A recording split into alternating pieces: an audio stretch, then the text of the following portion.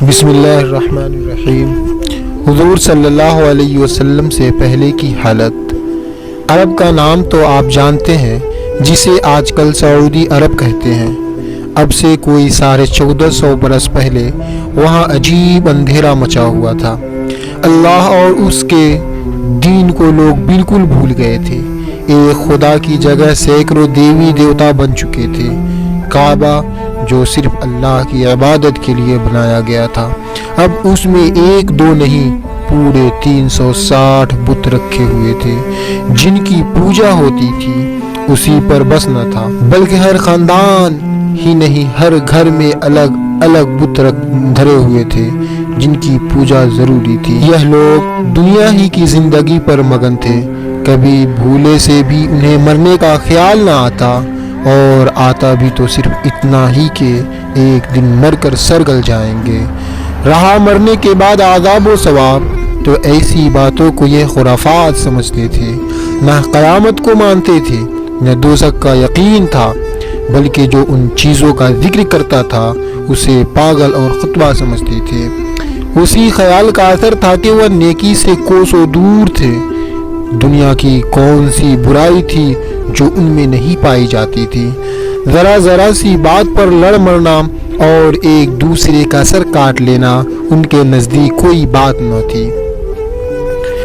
بہت ہی چھوٹی چھوٹی چیزوں پر لڑائی شروع ہو جاتی اور ایسی سخت کہ سینکڑوں برس تک ختم نہ ہوتی۔ لوٹ مار کا حال یہ تھا کہ کسی کا اکیلے نکلنا دشوار تھا۔ بڑے بڑے قافلوں کے ساتھ لوگ جاتے، لیکن پھر بھی گھر تک صحیح سلامت مشکل سے ہی پہنچ پاتے۔ چوری کا عام رواج تھا اور اونچے اونچے گھرانے اس میں مبتلا تھے۔ نامی لوگ اسے کرتے تھے اور فخر سے بیان کرتے تھے۔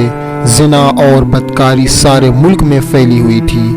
شعراء اپنے اشعار میں اپنی بدکاری بیان کرتے تھے اور مزے لے لے کر ہر جگہ گاتے پھرتے۔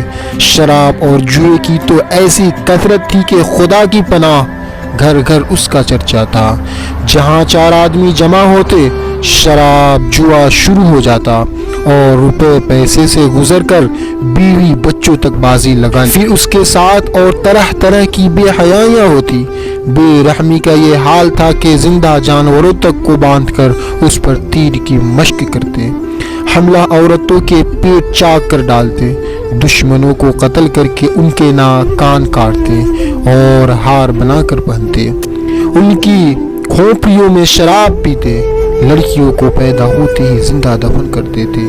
جہالت اور بے علمی ایسی تھی کہ سارے عرب میں مشکل سے چند آدمی بچے تھے۔ کیڑے مکوڑے گوں چھپکلی تک ہضم کر جاتے، مردہ جانوروں تک کھانے میں ذرا بھی حرج نہ سمجھتے۔ خون جماتے اور اسے کاٹ کاٹ کر بڑے مزے سے کھاتے۔ غرض کے کچھ عجیب حال تھا، کوئی کہاں تک بیان کرے اور کس کس برائی کو گنائے۔ بس یہ سمجھ لو کہ دنیا کی ہر برائی ان میں موجود تھی۔ ہاں، عربوں میں کچھ خوبیاں بھی تھی۔ وہ بڑے بہادر اور مہمان نواز تھے۔ ان میں کام کرنے کی بڑی صلاحیت اور طاقت تھی۔ دنیا کا بڑا حصہ برائیوں میں مبتلا تھا۔ خدا کا خیال دلوں سے نکل گیا تھا۔ کہیں بتوں کی پوجا ہو رہی تھی، کہیں آگ کو سجدہ کیا جا رہا تھا، کہیں درختوں اور جانوروں کے سامنے سر جھکے ہوئے تھے، کہیں قبروں پر چڑھاوے چڑھ رہے تھے۔ بادشاہ رعیت پر ظلم کر رہے تھے، بڑے چھوٹوں کو ستا رہے تھے، امیر غریبوں کو تنگ کر رہے تھے۔